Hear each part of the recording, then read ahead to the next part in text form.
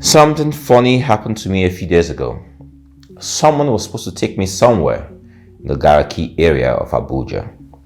He claimed he knew where he was taking me, so we left my house with two of my friends driving their cars behind me.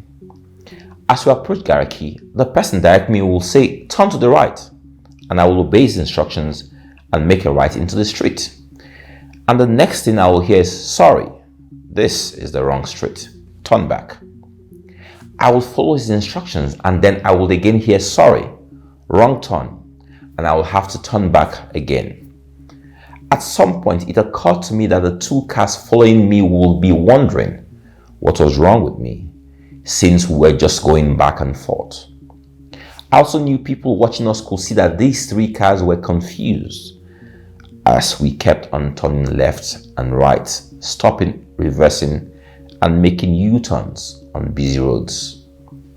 All they could see was that the car in front was not sure where he was going, so he was misleading the other two vehicles, but little did they know that the person by my side was the one misdirecting me.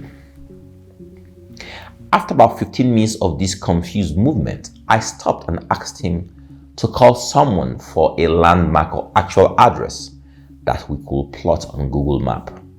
This we did, and in less than 2 minutes we arrived at our destination. A little over a week ago, on the 16th of September to be precise, news filtered in from Kano that a Chinese man had killed his ex-girlfriend, popularly known as Umti, for jilting him.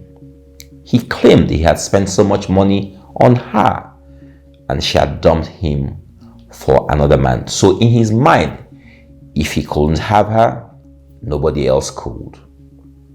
48 hours later, from Calabar came the heartbreaking news of the death of Mrs. Clara Bassi, who lost control of her vehicle and died whilst in hot pursuit of her husband, Sonny Bassi, who was in another car with a lady said to be his girlfriend.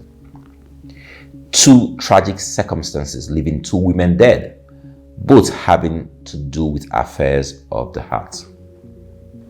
As is usual with events like this, there's always a lot of blame game going on. In the Kano affair, some are blaming the young lady for eating the Chinese man's money and dumping him, while some accuse the Chinese man of trying to buy love with money. In the Calabar affair, some are blaming the deceased for leaving her children at home to chase her husband on the streets of Calabar, while others are accusing the man of crying crocodile tears after killing his wife. Tragic. What is it about relationships that brings out some crazy reactions in us? Can this really be said to be love? Do you destroy who you love? Think about it.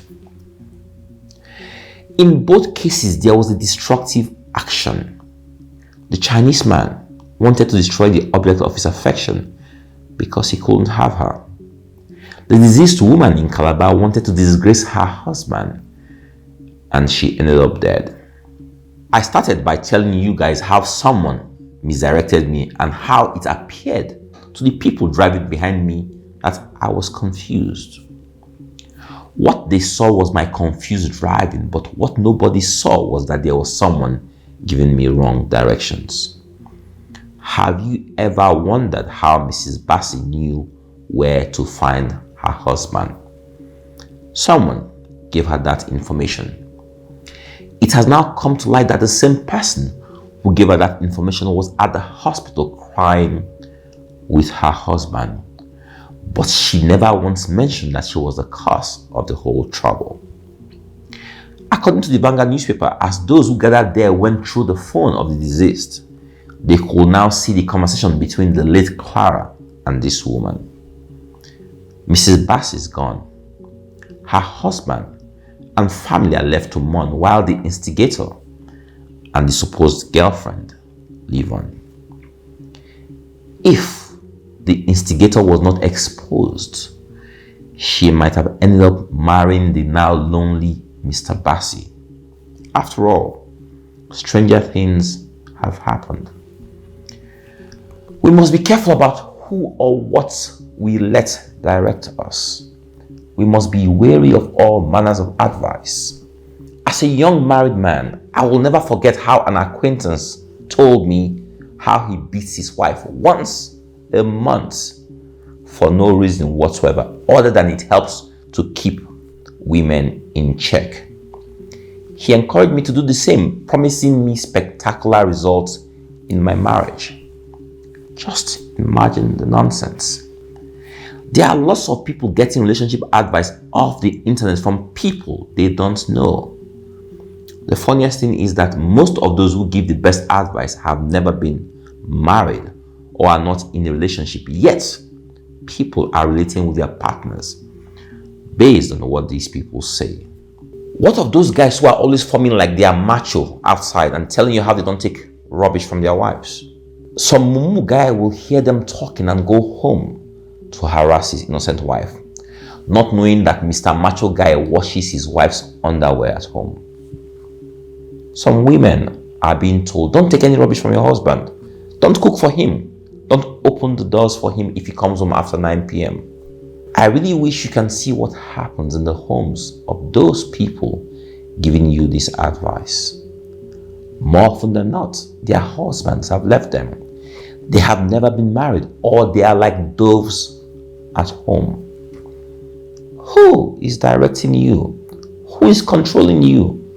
Who are you listening to? Answer these 3 questions honestly, and you'll know why marriages are collapsing, businesses are crumbling, nations are failing, and visions don't materialize.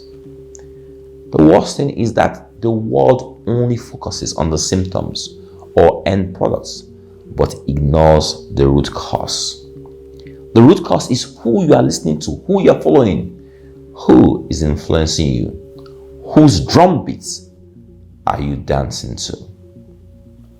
The heart is deceitful above all things and desperately wicked. Who can know it?